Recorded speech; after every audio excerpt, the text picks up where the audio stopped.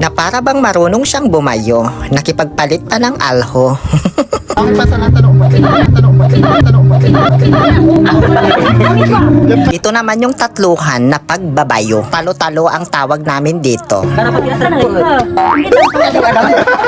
O, di ba nalitok ka?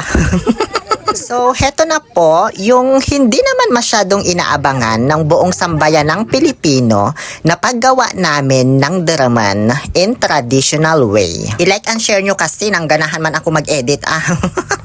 Charot. Recap muna tayo para mas mahimay-himay natin yung bawat proseso. Tapos na tayong maggapas ng manibalang na palay na malagkit hanggang sa tinanggalan ng dahon ang mga ito, nilinisan bago iguban. Na akala namin ay di na matatapos ba? Nasa pag-iigub pa lang kami sobrang pagod na. Pagkatapos naming iguban, lahat ng malagkit na palay, nanghiram na sila ng lasong sa kapitbahay kahit hiyang-hiya silang dumaan sa kalsada.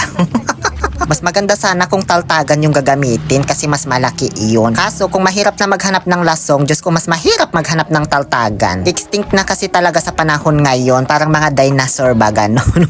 Buti na lang talaga meron pang lasong sila Chudoming, kaya maraming salamat po talaga sa pagpapahiram sa amin. Sobrang bigat pala nito, Diyos ko, parang malalaglag ang mattress ko ba. Nung na-set up na yung lasong, ngayon ay huhugasan ko naman na itong mga nahiram naming alho or aloe kasi sobrang maalikabok na rin. Alam mo yung matagal na hindi na talaga nagagamit ba kasi wala na rin talagang nagbabayo sa panahon ngayon dito sa barangay namin. Bali 3 bahay din ang nahiraman namin yan ha. Kila Chudoming din yung isa, kila Ate Bilma at Ate Netnet. Salamat po sa pagpapahiram sa amin. Si Auntie Loli Vlog pala ang naghagilap ng mga alho na yan kung saan-saan siya pumunta para lang makahiram.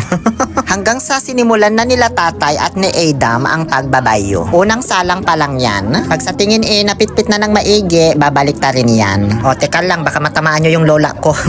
Need balik ta rin para ma-reach ba yung out of coverage area, ganon. O ganun lang yung pagbaliktad, hindi mo pwedeng haluin. Tapos bayo ulit.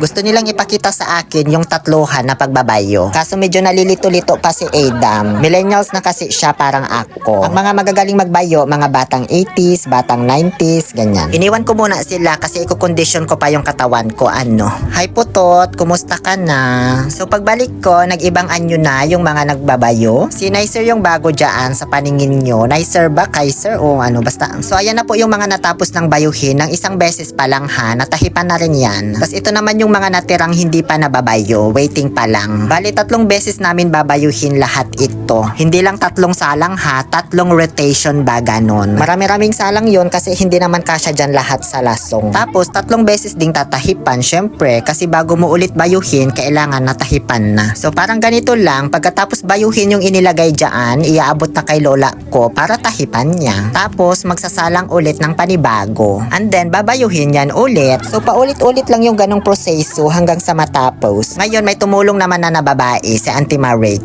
Sanay din yan magbayo kasi marami talagang babaeng magagaling magbayo noong unang panahon. Ayan naman na si lola ko, siya yung nagtatahip. Kaso parang hindi ako satisfied sa gawa niya. Kaya ayan, inagawan ko na lang siya ng trabaho. Tapos pinagalitan ako kasi tinatapon ko na daw pati yung may laman pa. O diba? O niya si Kayula Sirna. At ayan, may panibagong mga tao na nagbabayo ulit. So sobrang dami nilang nagsasalitan dito sa pagbabayo. Yung iba talagang sanay na sanay, yung iba naman sinusubukan lang for experience ba. Parang ako, sinubukan ko ding magbayo kahit papano. Tinatry ko yung biglang ililipat sa kabilang kamay yung alho. Kaso mali pala gawa ko, ayun nabitawan ko tuloy. O siya, pwede na daw ito hanguin. Diyos ko, ang dami pa pala. Hindi pa namin tapos tong unang rotation.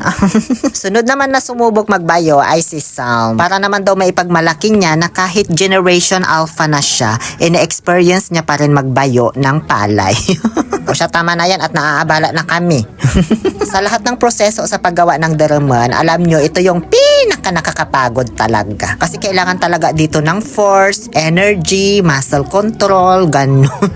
Masakit masakit at nakakangawit sa balikat, Diyos ko. So ayan na po yung huling salang para sa first rotation pa lang, ha? Pagkatapos namin dito, babayuhin ulit yung mga natapos ng bayuhin kanina sa pangalawang pagkakataon naman. Marami pa rin namang dumadating na gustong tumulong magbayo. Tulad niyan, dumating na si Mark Vincent. Gen Z naman na yan at proud siya na naranasan niya kahit papaano ang pagbabayo ng palay, diba? Sa wakas, natapos na rin naming bayuhin lahat sa unang pagkakataon. At napagod na yung lola ko sa pagtatahip kasi wala siyang katulong. Iisa lang kasi yung bilao namin eh.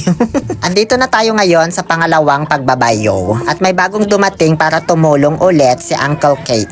Maya't maya ay nagkaroon ng substitution ulit na nung balik sa court sina Nicer at Mark Vincent. Tapos bumalik na naman si Auntie Marate nung nakapagpahinga na siya. Hanggang sa nagkaroon naman na ng sariling choreography si Uncle Kate sa pagbabayo. Pero sabi nila dapat daw talaga nasa likod yung isa mong kamay pag nagbabayo ka para mas mapersa ka. So update lang, ito pala yung nabayo ng isang beses, natahipan na rin yan. Tapos ito naman yung nabayo na ng 2 beses, natahipan na rin yan. Napagod na yung lola ko sa pagtahip talaga, guys. Kaya sinasab ko na rin siya kahit papaano para man matulungan siya. Eh, hindi rin naman ako makatagal kasi nagbibideo ako doon sa kabila ng mga nagbabayo.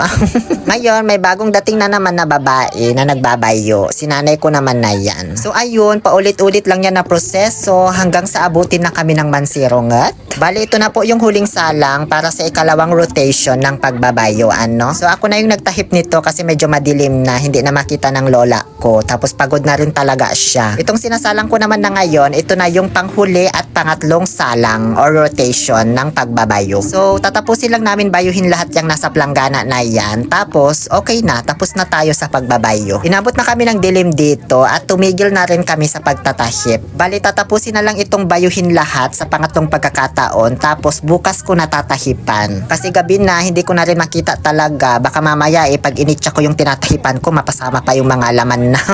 May humabol pa pala na gustong ma-experience din ang pagbabayo, si Auntie Imelda Vlog. At siya yung nagturo ng bagong tip na kailangan daw nasa likod yung isang kamay para maging mas mapersa ka. Kaso, patapos naman na kami Auntie Imelda nung nagbigay ka ng tip. Hindi ko na tuloy ma-apply sa sarili ko. Alam nyo, hindi pa ganun karami itong ginawa naming deremon ha, pero inabot na kami ng gabi. Pero alam nyo noon, maramihan talaga sila gumawa ng deremon. Kaya inaabot talaga sila sa pagbabayo hanggang hating gabi. Totoo yan, kahit tanungin nyo pa yung mga matatanda. So ayun, pagkatapos ng bandila. Pagkatapos ng 27 years, sa wakas natapos din naming bayuhin lahat. At yung mga matitibay na lang yung mga natirang nagbayo dyan hanggang sa huli. So ayan na po lahat yung kinalabasan, yung mga palay matapos bayuhin ng 3 beses. Yung 2 malaking planggana kanina na puno, naging isang maliit na planggana na lang yung kinalabasan. At take note, hindi ko pa tinatahipan to ha, dito sa pangatlong pagbayo. Kaya mas mababawasan pa ito kapag natahipan ko na lahat. O siya, bukas na to at matutulog pa ako. Baka ito pa dahilan ng kamatayan ko. Kinabukasan, sisimulan ko naman na itong tahipan sa huling pagkakataon. Ito na yung kailangan ng pulidong tahip talaga, yung as in malinis na. Matatapos ko kaya ito? O susuko na lang ako at bibili na lang sa palengke ng nagawa ng deremon. Yan at ang kapanapanabik na pagluluto ko ng deremon na ito kung saan ay matitikman na natin kung gaano kasarap ang kailangan ninyong pakatutukan sa mga susunod na araw. O diba? Hanggang episode 10 to be, sabi ko sa inyo para lang kayong nanonood ng Netflix series.